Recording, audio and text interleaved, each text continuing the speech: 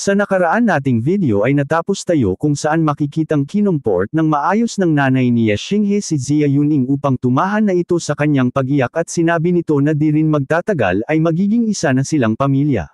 Na agad namang kumuha ng atensyon ng ating bida kaya naman marahan niyang tinanong kung ano daw ang ibig nitong sabihin sa kanyang mga sinambit. Na agad namang tinugunan ng nanay nito at habang nakaharap sa dalaga ay marahan niyang sinabi na aayusin daw niya ang kasal ng dalawa at agad na ipapaalam sa patriarch ng kanilang pamilya. Na ikinagulantang naman ng dalawa gayong di nila inaasahang pinagpaplanuhan na pala silang ikasal ng di nila alam kaya naman ganun na lamang ang ekspresyon ng kanilang mga mukha. Habang sa isang gilid, mapapansin ng tatay ng ating bida na tila nagtataka sa naging reaksyon ng mga ito dahil sa tila overacting nilang kilos nang marinig ang sinabi ng kanyang asawa. Matapos nito ay maririnig na ang malakas na boses ng ating bida at mariin niyang tinatanong ang kanyang mga magulang sa kung bakit daw nagsisalita sila ng ganun sa harapan ng dalaga.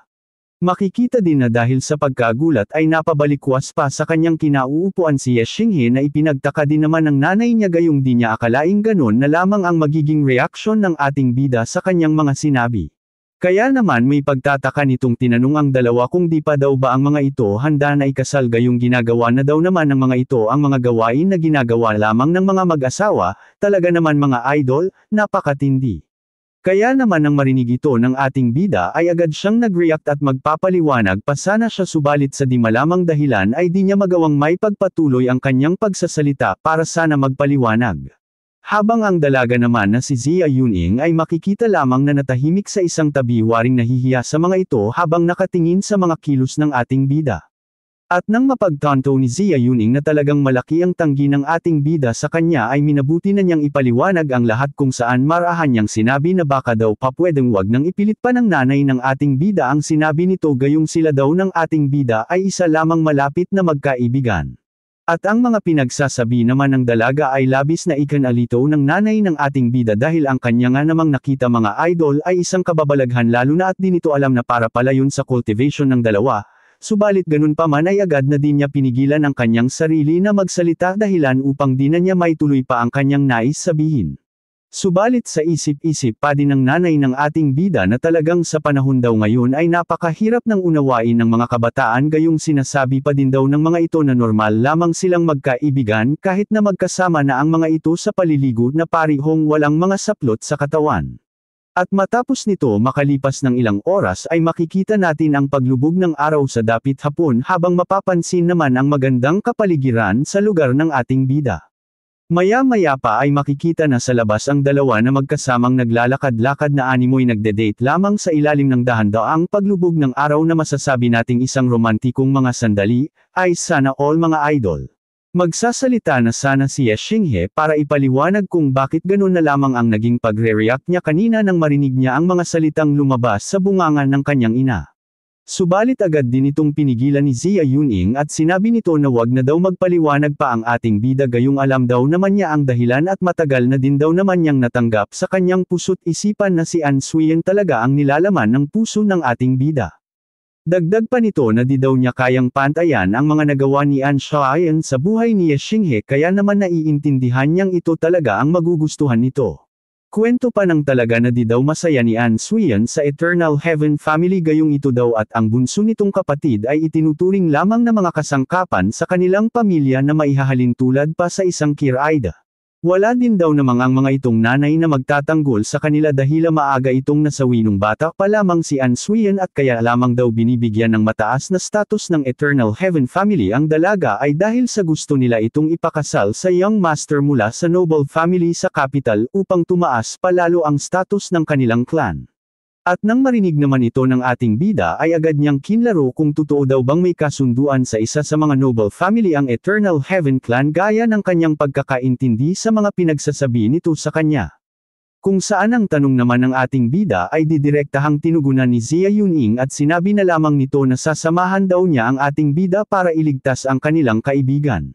At habang may ngiti sa mga labis na parabang nagpapaawa, ay sinambit niya na sa oras daw na matapos na sila sa bagay na yun ay magpapalam na siya sa ating bida para maglakbay at siyasatin ang buong mundo.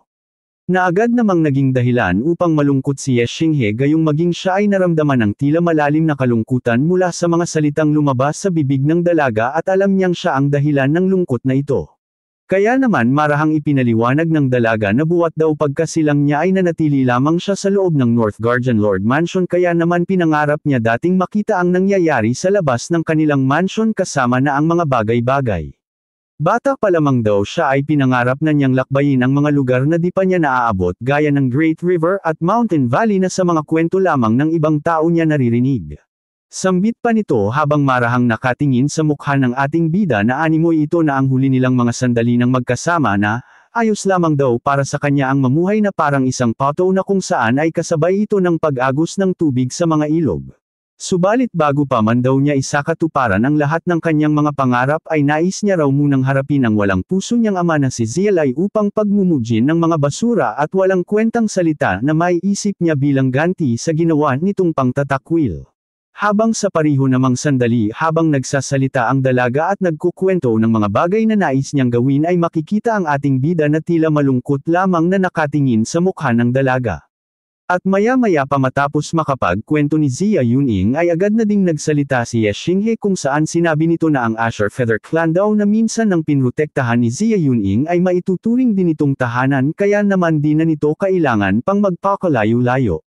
Na nadidismaya namang tinugunan ng dalaga at sa mariin pagsasalita ay tinanong nito kung naaawa daw ba sa kanya si Ye Xinghe dahil kung ganun daw ay nahihibang na ito dahil isa daw siyang pinagpalang nilalang na nabuhay sa mundo, sana all. At ang pagbibigay naman nito ng maling ibig sabihin sa mga nasabi ng ating bida ay agad nitong ikinabigla gayong di daw niya sukat akalaing yun pa ang iisipin ni Zia Yuning. Kaya naman marahang nagsalita ang dalaga at sinabi niyang talagang naiinggit daw siya sa pamilyang meron si Ye Xinghe subalit sanay na daw siya na mag-isa buhat nang siya ay magkaisip kaya naman di daw niya kailangan ng awa. Subalit ganun pa man daw ay ikinalulungkot pa din niya ang di pagpaparamdam sa kanya ng walang puso niyang ama sa loob ng ilang mga nagdaang araw pero ayos na din daw yun para masanay siyang walang kinikilalang ama at magawa na niya ang kanyang mga mithiing nais matupad. Habang si Ye Xinghe naman ay mariin lamang na nakikinig sa makabagbag damdaming pagsisilita ni Zia Yuning subalit wala din naman siyang magawa para dito. At makalipas pa ng ilang sandali bago pa man magkaiyakan ang dalawa ay agad na itong pinutol ng dalaga sa pagsasabing tigilan na daw nila ang mga walang kwentang pag-uusap patungkol sa kanyang ama dahil ngayon daw ay nabubuhay na siya bilang isang malayang cultivator. At matapos niya itong masabi ay agad na din siyang nanahimik sa kanyang paglalakad subalit di pa din nawawala sa mukha nito ang labis na kalungkutan na kanyang nararamdaman na agad din namang napansin ni Ye Xinghe na tila may awang nakatingin sa dalaga. Maya-maya tila naligay ang ating bida sa isang malalim na pag-iisip patungkol sa pagitan nilang dalawa ni Zia Yuning habang namamakas sa mga mata nito ang pagkalito. Matapos ng ilang sandali ay mariin nagsalita ang ating bidang matindi mga idol, kung saan sinabi nito kay Zia Yuning na ano pa man daw ang pangarap nito ay makakaasa ang dalaga na tutulungan niya itong makamit, na animoy alam nito ang tunay na pangarap ni Zia Yuning.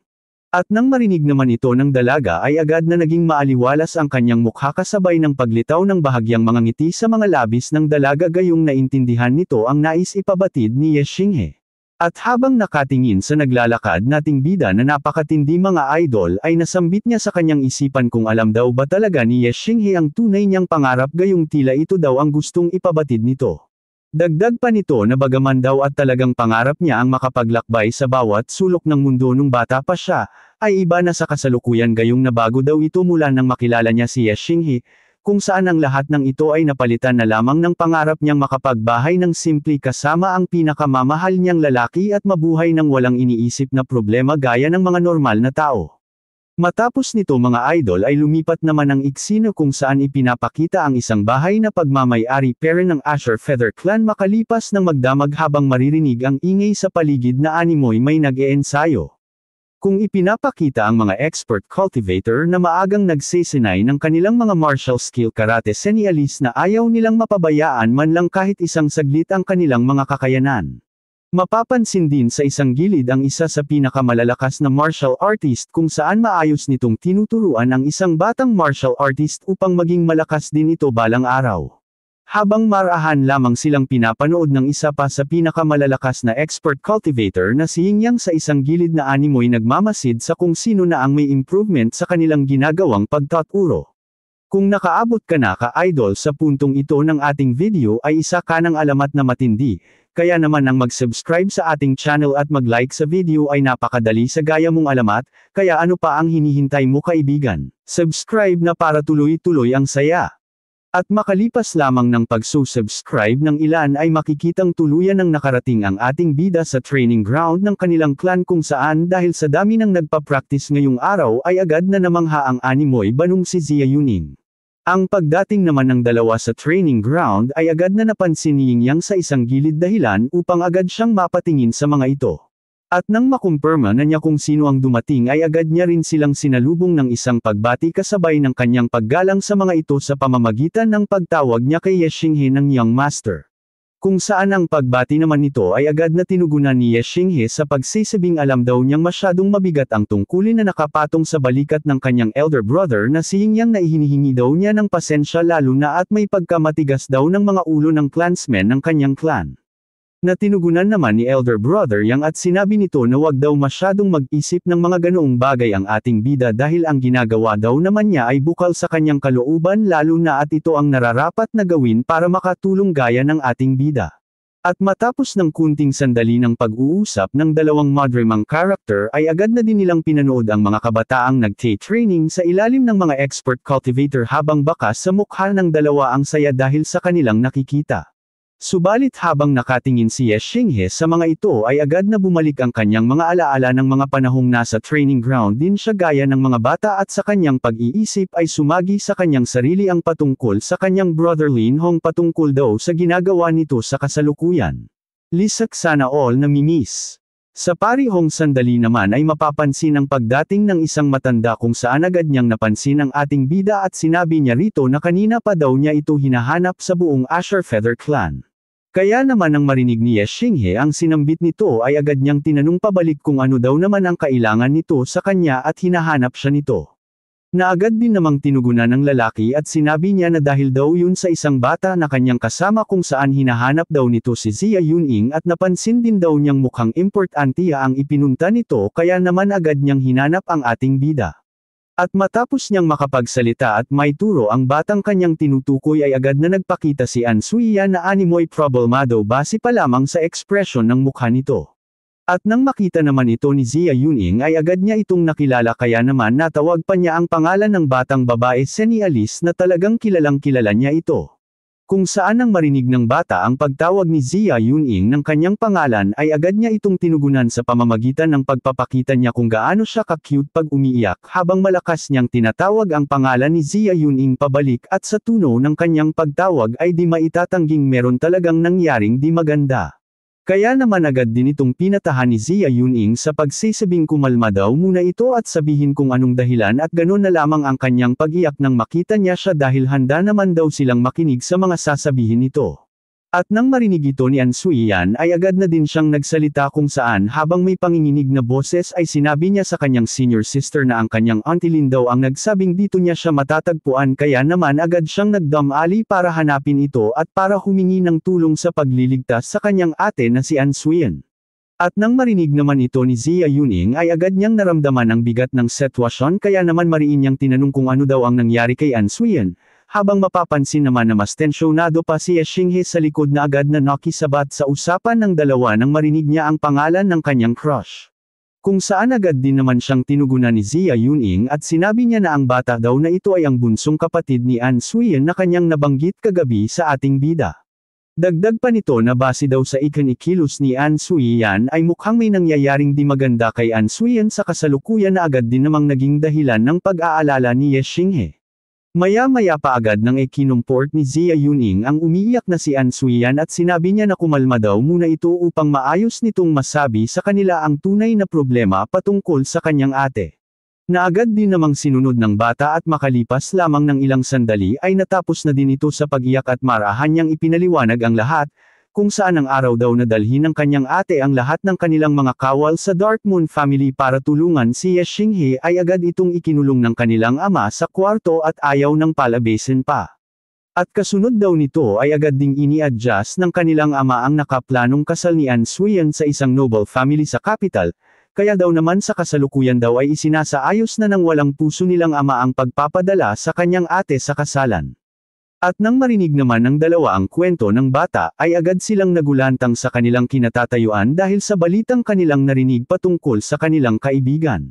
At dahil din dito ay agad na nagngit-ngit sa galit si Ye Xinghe habang sinasambit sa kanyang isipan na siya daw ang dahilan kung bakit ito nangyayari sa kanyang crush kaya naman kailangan daw niyang makaisip ng paraan para mailigtas ito. Dagdag pa niya na di din daw siya makapaniwalang magagawang ibinta ng isang ama ang sarili nitong anak para lamang sa pansarili nitong kapakinabangan na masasabi daw niyang kasuklam-suklam.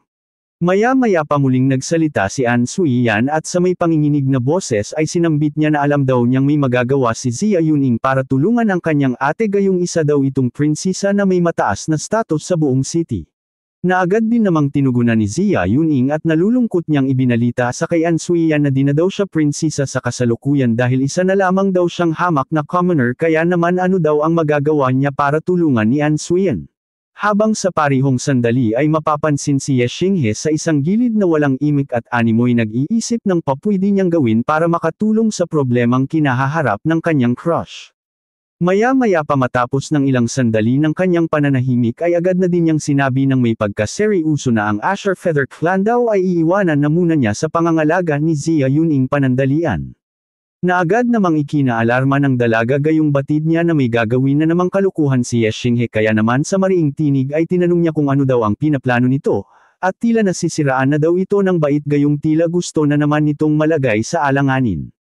Na may pagkaseryoso namang tinugunan ng ating bida at sinabi niya na pinag-isipan na daw niya itong mabuti at di din daw naman niya pa pwedeng hayaan na lang ang taong madami nang nagawang tulong sa kanya gaya na lamang ng pagdadala nito ng kawal sa Dark Moon family para sa kanya na naging dahilan ng problema nito sa kasalukuyan.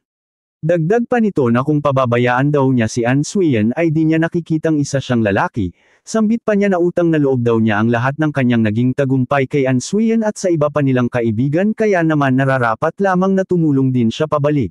Kung iiwas daw siya sa gulo at hahayaan na lamang na mapahamak ang malalapit sa kanya lalo na at ang kagaya ni An Suyen na madaming nagawa para sa kanya ay di na daw niya masasabing siya pa rin ang dating Ye Xinghe na may isang salita. At ang lahat naman ng mga sinabing kadramahan ng ating bida ay naging dahilan ng pananahimik ni Jia Yuning habang nakatingin lang kay Ye Xinghe at ang lahat ng plano niyang pagtutol dito ay nawala ng parang bula. Habang mapapansin naman sa isang gilid si Ying Yang na may bahagyang ngiti at base sa kanyang ekspresyon ay masasabi nating talagang saludo siya sa tamang na meron ang ating bidang si Ye Xinghe. Maya-maya pa ay tuluyan ng mapilitan si Jia Yuning gayong wala na din naman siyang magagawa pa sa gusto ng ating bida at sinang-ayunan na lamang niya ang iniisip nito sa pagsasabing gawin daw nito ang gusto nito pero sa isang kondisyon kung saan kailangang kasama siya. At lalakad daw silang magkakasama para tumulong sa problemang kinahaharap ni An Suyen at di daw siya papayag na maiwan na lamang at walang gawin para sa kanyang kaibigan. Na din naman natatolan pa ng ating bida, kung saan napatanong na lamang ito sa dalaga sa kung gusto daw ba talaga nitong ilagay sa alanganin ang sarili niyang buhay kasama siya. Natinugunan lamang ng dalaga ng isang napakaseryosong tingin ni Alice na wala nang magbabago pa sa kanyang mga sinabi, at base din sa mukha nito ay talagang wala nang magagawa pa si Ye Xinghe kundi ang sumang-ayon. Na agad din namang naunawaan ni Ye Xinghe kaya naman sa marahang tinig ay sinabi na lamang nito na pumapayag daw siya sa sinabi ni Jia Yuning gayong nakikita daw naman niyang wala din siyang magagawa sa kagustuhan nito. Dagdag pa ni Ye Xinghe habang may seryosong mukha na dahil daw iisa na ang kanilang desisyon kung saan pare-pareho nilang gustong tumulong sa kanyang crush ay kailangan daw nila itong pagplanuhang mabuti para naman tiyak ang kanilang maging tagumpay sa kailang hakbang. Sa susunod nating video ay malalaman natin ang pagpaplanong gagawin ni Ye Xinghe para tulungan ang kanyang beloved one, at kung sino-sino ang mga cultivator na makakatulong ni Ye Xinghe sa kanilang gagawing pag-rescue kay An Suyen. Sa pagpapatuloy din ay makakasakasi na naman tayo ng panibago at kapanapanabot na laban kung saan may mga bagong karakter na naman ang madadagdag sa kalaban ni Ye Xinghe. At dahil umabot ka sa huling segundo ng ating video ay masasabi kong isa ka talagang alamat idol. Subalit kung di mo nagawang mag-subscribe kanina dahil nakapokus ka sa panunood ay ngayon muna subscribe ang ating channel kasama ng bell icon na may kapangyarihang makapagbigay ng signal sa iyong cellphone kada may upload tayo. Hanggang sa muli mga kaibigan, paalam.